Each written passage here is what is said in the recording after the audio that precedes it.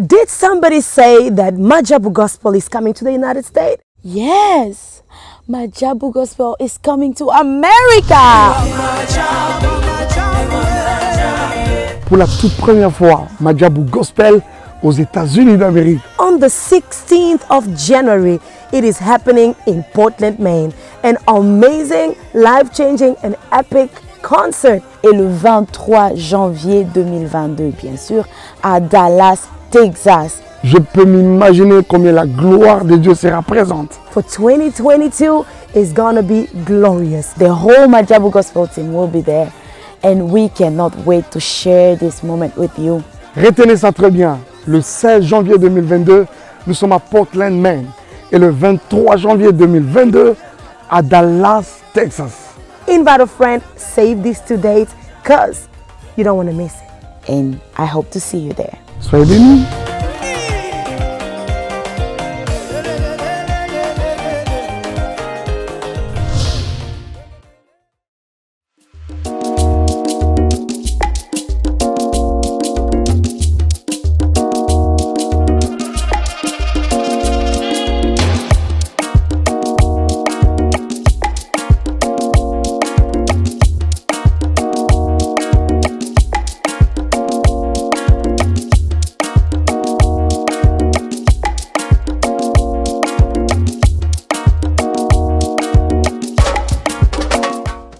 Bongo na poto en échange de mbimbi na kin tolobi Nazareta, c'est vraiment du sérieux.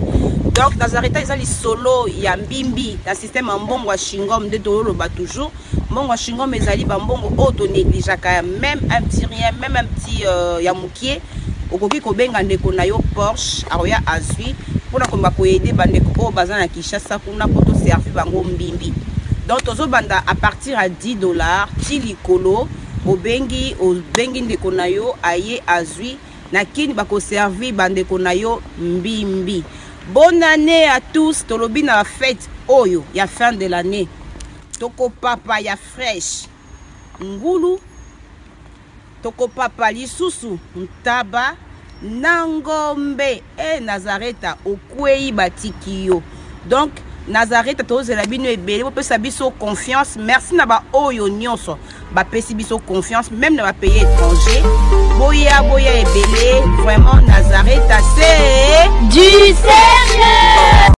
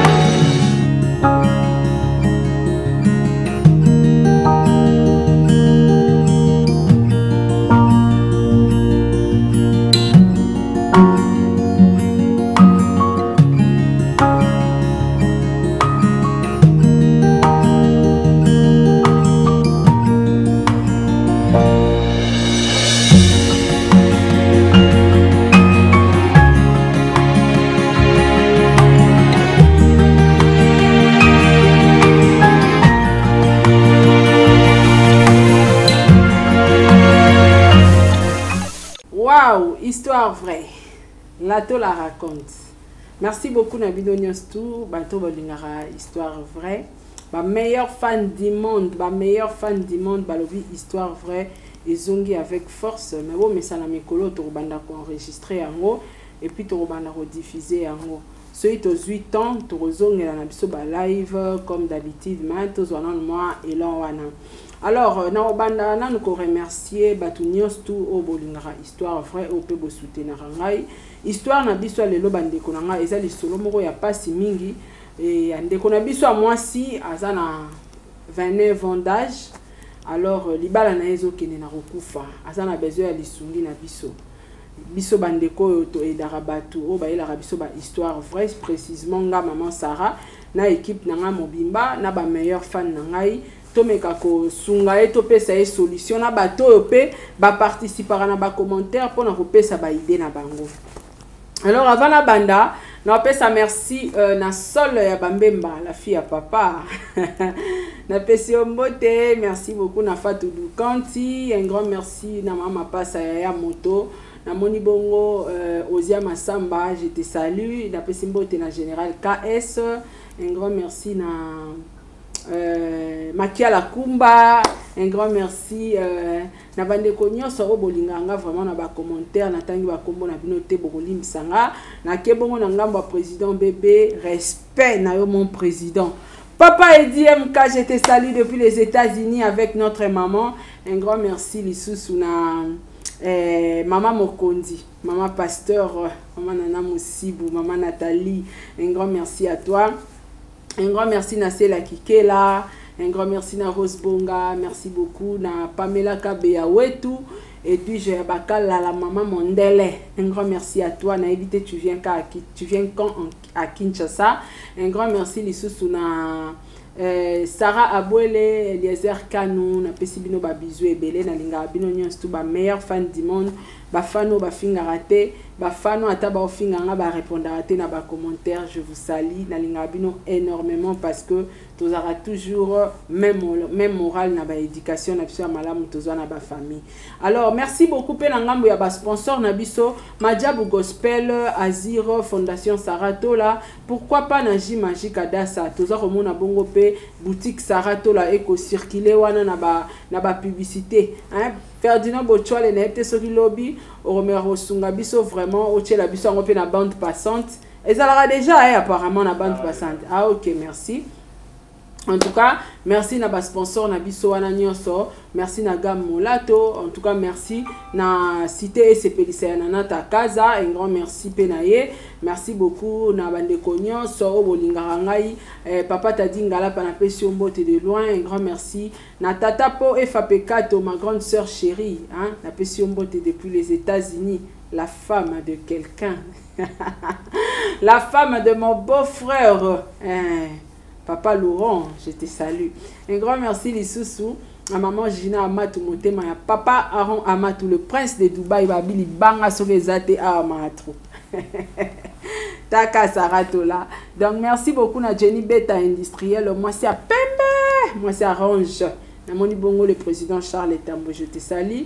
Je salue l'homme selon mon cœur, papa Diego Milito, je te salue. De gros bisous à toi, bébé Brian.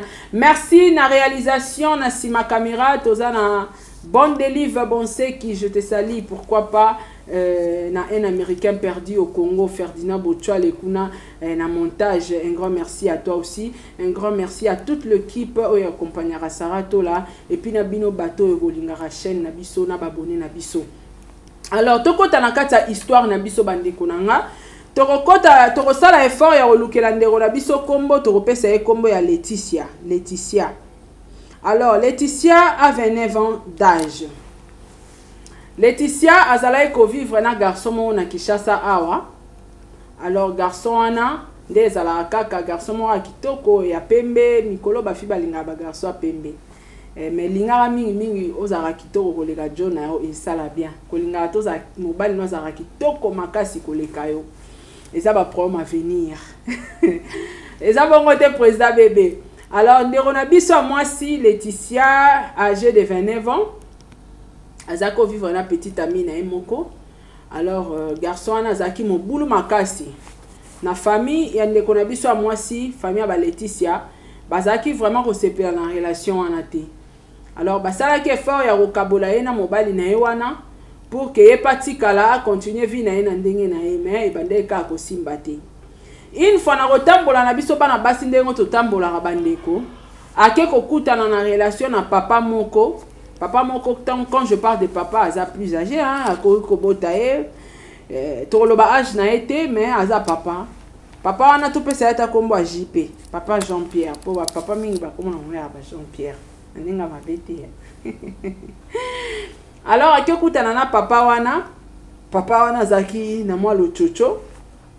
Ndeko mwasi aluki moyen à ça la relation na papa wana, alors basala ki relation baponi chemin na bango, basali relation sérieux.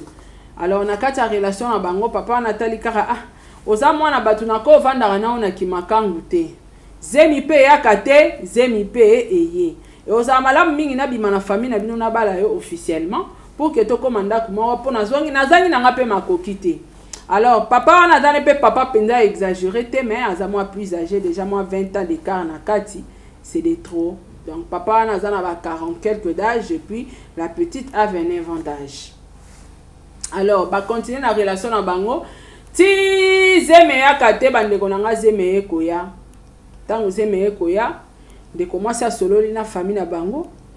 Epsi bango nazana zemi ba famille kutu basiliki c'est que zaka zemi garçon na aza escroc aza aventurier à faire voir famille na bango non eza zemi aventurier wana te azana zemi ya monsieur moko un bon monsieur moko akutana na ye ba comment vivre na ye alors monsieur wana alingi atinda mukanda ka ndenge ezalaka aya ko balanga alors basali ba procédure nyonso mariage to ndenge ezalaka babanti na prédote, basali dot, basali mariage religieux, civil, religieux, coutumier, donc basali si ba mariage nyonso. De commencer à kendaka libala te de koletisi ake libala. Koko makomi na libala kuna mobali pa na moi lo chocho abi madame nanga ngana sala kana gouvernement na tala mbongo mena olingo za la femme de maison te oza la femme ménagère te. Bande kona lo bango mettre fois na émission na biso. Il y a parlant du business, la femme doit faire quelque chose. La femme d'aujourd'hui, c'est les responsables de demain. Elle est responsable à lobby. Basi alelo bazala ba paresseuse souté. Moi c'est alelo ako ke na bureau ako sala. Moi c'est alelo ako se lancer na business ako comme entrepreneur. Alors mobali aza tellement mayele, atali poste na ye, atali pe moi c'est aza mwana muke mais akoki osalela eloko moko. Mobala se décide à l'obi maman okoko vanda bongo te na saelo na créer le ata moi ekukwata ya moi fondation comme ça ozara tout le temps na maison na ndakuté mais osala moi bisala sala mobala ye osala la fondation salele na boutique d'habillement donc comme ici femme d'affaires azara na boutique d'habillement engagé les pe batu basala la ka musala azana fondation na en même temps azala patronne na boutique na d'habillement oyo et ça la ka kendara bakwenda vutuka ndebilo bobika biso ba femme d'affaires mo Dubai mo Chine mo Lagos kotambola tambola akomi pena mwasi ya patron ndeko mwasi e rosala ke ba ko sombela Egypt akomo tambola mutuka akomi pena moi garde mwasi ya mokonzi zeme pusane mwasi abota te bandeko nanga mwasi aboti tango aboti mobali na ye na famille na bango bandeko baza atana trace ya bato a teint clair lo kwa nga boite baza mwindu bango nyonso me ya boti mwana bimi mechola mwana métis na suki ya mindele mobali yebisi abi okokaki kobota pe mwana ya pembe mais mwana ya pembe ya boye en tout cas na mona nanu te tina niveau ya suki ba meki osala ba discussion entre ye na mwasi yebisi ete bana msuba bota marabongo to pesa ye 6 mois parce que nga pe na yebi bino pe boza ba parents biso nyonso to yebi ke mwana soka botami azalaka na on elongi fixe te mwana pe soka botami azalaka na po fixe te bana nyonso babimaka la plupart babimaka mwa pembe siko tanga bandi ko poussa na koma 1 mois omona matoi ne bandi ko yinde bandi opesa forme à couleur à rosoi ti omona mwana kokisi akomiti ba 6 mois mwana pesi poso na ye mobimba nenga azaleli alors bazui patience ya rosela mwana kokisa 6 mois au fur et à mesure mwana zokola suka mindele pe zokola mwana zokola kimondele pe zokola papa na ye alobi oyo eza grand problème soit tovandi sa famille to solo la likambo ngala lingaka yo na bala yo nakutaka yo pe na ba relation na yo nakutaka yo na relation na yo parce que papa wana tia bala la fille akutai na relation wana o papa wana akutai aza relation o azaki metiola ex ya ndeko na biso Laetitia azaki metiola. Donc tant papa wana zoloba likamba relation eza relation o ya kutaki na ex na ye ya metiola. Est-ce que par hasard te na moment o tam sunga na yaki olinga yo to lingana ki est-ce que bande ko continuer ko coucher na ex na yo? Excuse bande ko nanga to yebi ebele lelo yo bazala banda kwa mabala me bakushara na ba ex na bango ti lelo. Na royela bino histoire moko ya likamba ba ex oyo.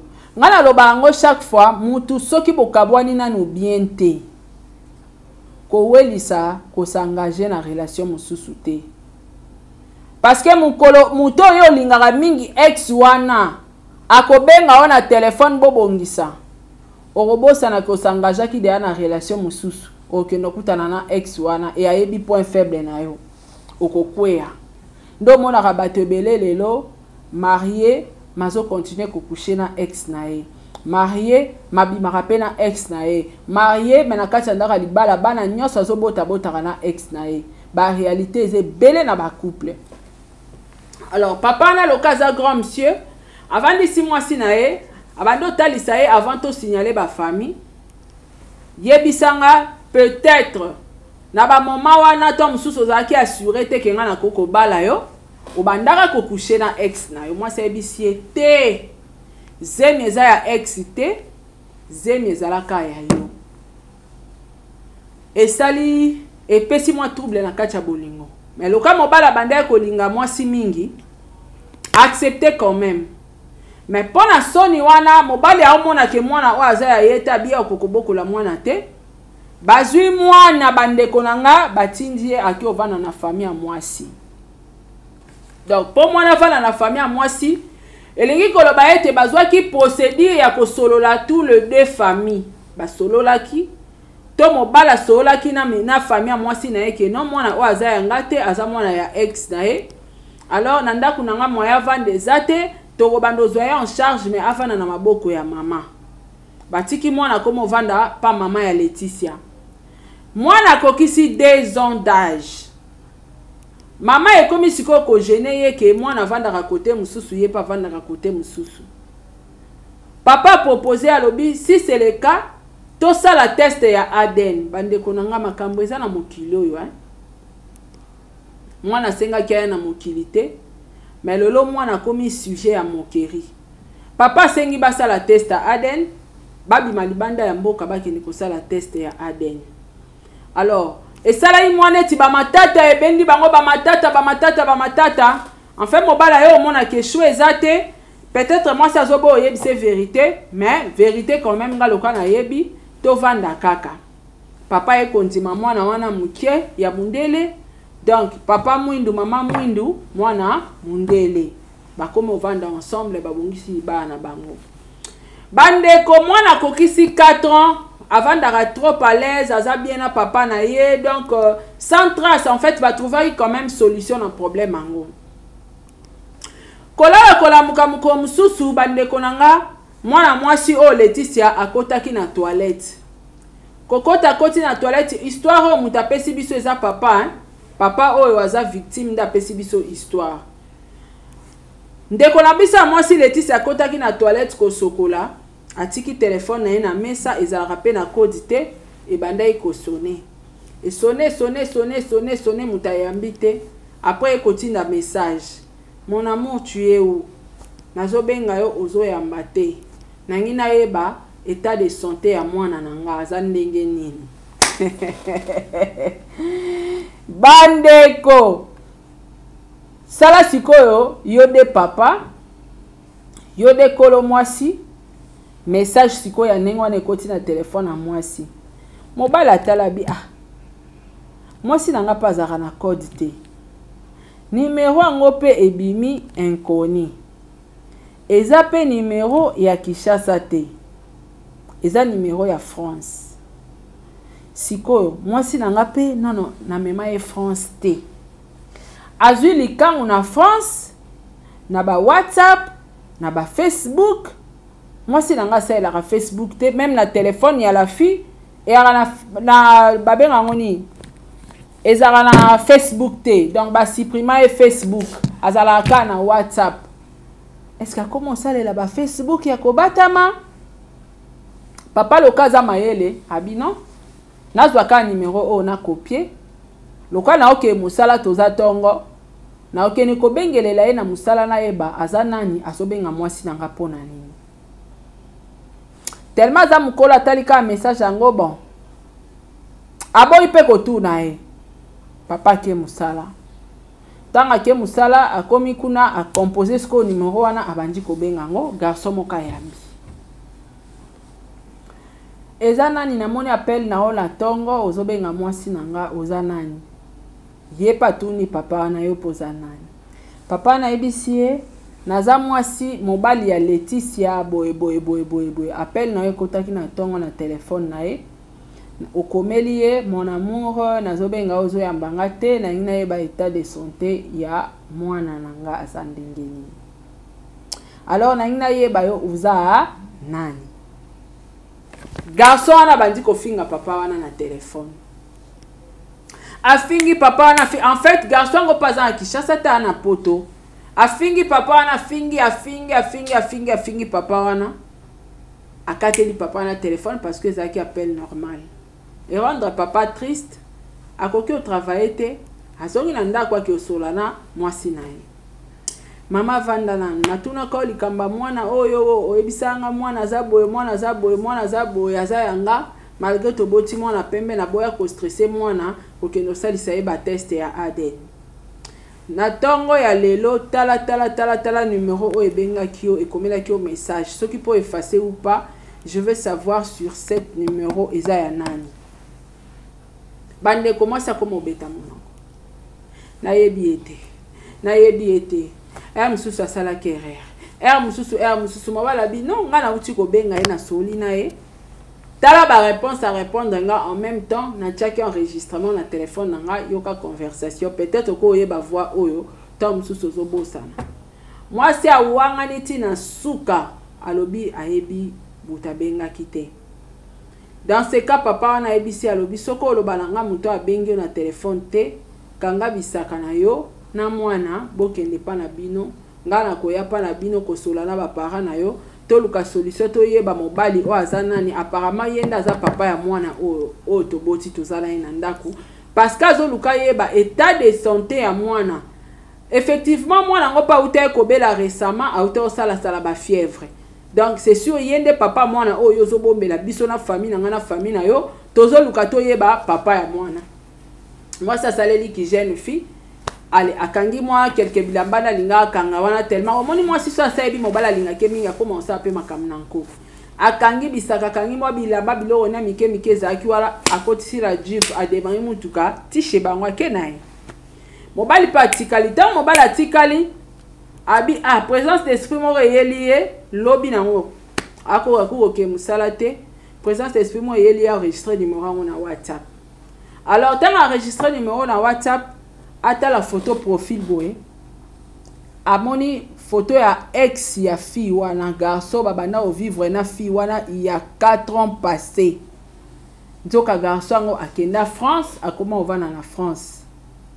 tant amoni photo profil a capturer photo profil wana a bien en tout cas mutu na banda ekoluka na découvrir rien siko cette fois-ci et comme senga na ke na mona ba famille ya la fille pour que to mettre clause na histoire oyo amekio solana moi ba conseiller na ezana mibala malamu baza o peda akomona pe moi sine infidélité à pardonner am vanda bi bon atape to kabwani atape na sali boy na lingaka moi si ango koluka moi si mususu na bala c'est compliqué na lingi moi si nanga mingi mais na ko interdire ye déjà na ebi vérité na ebi ndeni na ko coincer moi si abimanga souste avandi aboy pe okene kozwa moi si aboy pe ko informer fama moi si mais papa ebi de la vérité alors eleki une semaine amoni moi si ye mora ya na poko moko aye kozonga na ndako tanga zongi akoti abi mama Sara na tuni eka eloko moko ozongi ayebisinga bi menga akenda kiten yo bengani ngate so lingo bengana nga siko bimisa biloko na nga nyonso bwaka na ozonga pa na biso akoti na ba courage nyonso basi ba courageuse baza akoti na ba courage nyonso ake na chambre avandi abongisi pembetu.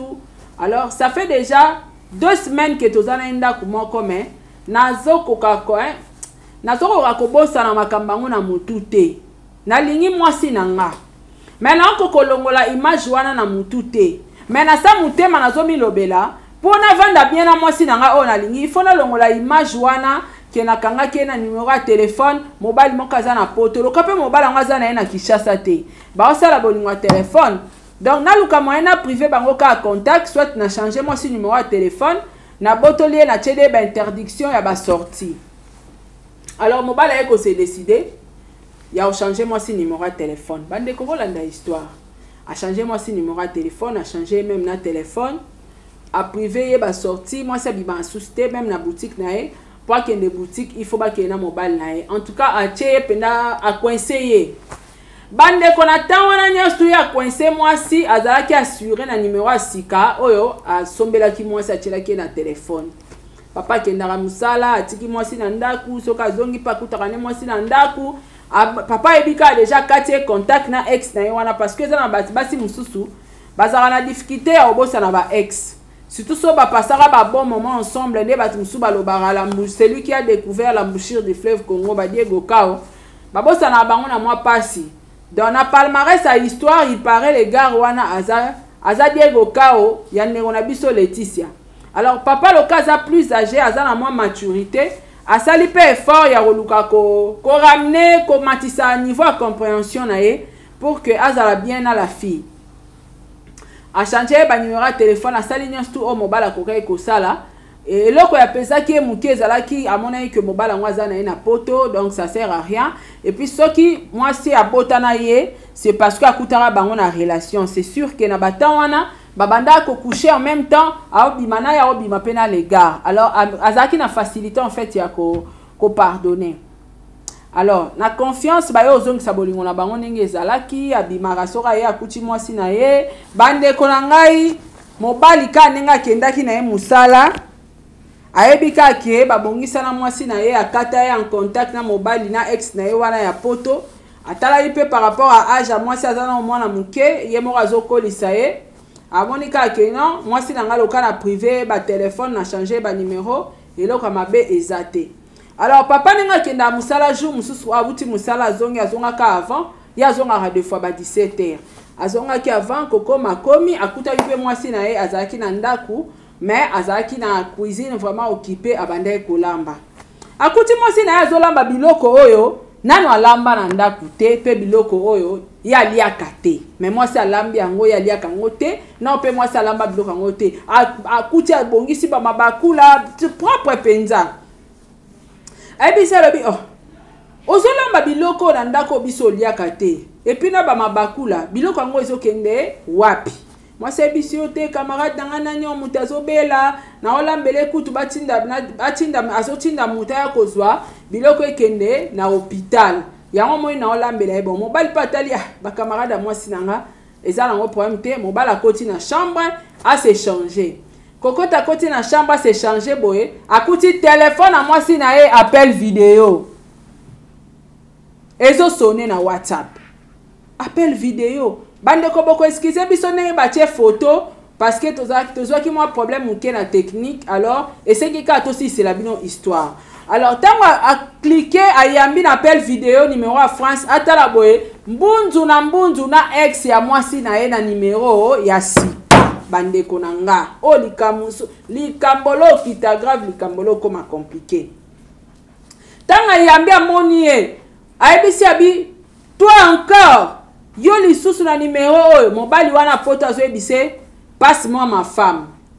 Bandeko papa ayoki émotion neti abwaka téléphone neti asala soki nini et pourtant utaki musala azalaki fatigué il fallait que alukata moya li eloko apema akati téléphone tanga akati téléphone a profiter akoti na WhatsApp akuti mwasi na ye akendaki soki kosokola ye soki pena nango afilmaka ye abi filme mutakala nyonso azotindelaka mobali ex na ye wana apparemment ex yango azaki na Kinshasa awa aza na Kinshasa awa ande tozolo baboye siko papa oyo azwa tempe ya kolanda mwa bemission na biso ndambu alobi navandisi mwasi natalisi ye nyonso oyo na découvrir sur ye mais na pardonna ye mais apparemment mwasi azo changer talingi ka ex na ye wana nayebi te mama Sarah nasala nini décision nini nakozwa mpona mwana mwasi oyo na mwana na ye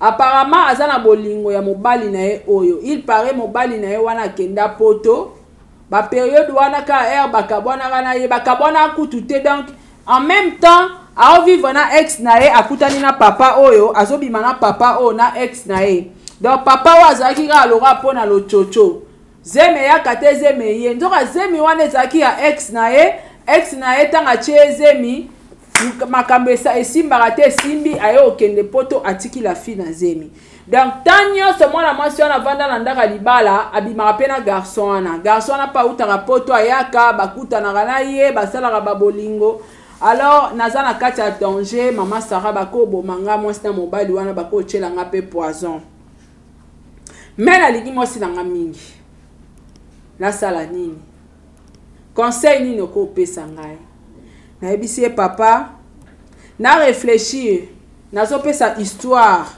na famille na biso ya ba histoire vrai ya bandeko na biso nyonso partout dans le monde bakolanda lisolo oyo bameka kosunga biso na ba idée pe na ba conseil yo mutozi occasion ya kolanda histoire ya papa na biso Jean-Pierre soko za na mayele soko za na idée soko za na likanisi ya kopesa ya kosunga papa oyo aza vraiment stressé azoye bata sala nina banda wapi mais na fa phrase na enyo sazolo balanga bandeko na ngai alobi kaka alingi mwasi na ye mingi bandeko to sala nini to bengango amour est aveugle ndata ntango la jeune femme yo mtozi occasion ya olanda histoire oyo bandeko na nga tikela biso ba commentaire sala ta bible tikela biso idée na yo tikela biso avis na yo tikela biso décision na soki ezalaki yo na place ya papa Jean-Pierre olinga kosala nini conseil nini tokopesa na papa Jean-Pierre botyela biso na ba commentaire ekosunga ye mingi en tout cas merci beaucoup na bino nyonso tu bozwi occasion ya kolanda histoire vrai désormais tokende nango boye mais soki mpe tozwi occasion ya kosala ba live tokoya toujours kosalela bino ba live en tout cas un grand merci na ba meilleur fan du monde na bandeko nyonso baza ba fan na ba abonné à chaîne oyo bato balingaka histoire vrai de retour avec Latola. Portez-vous bien, à la prochaine émission. Ciao.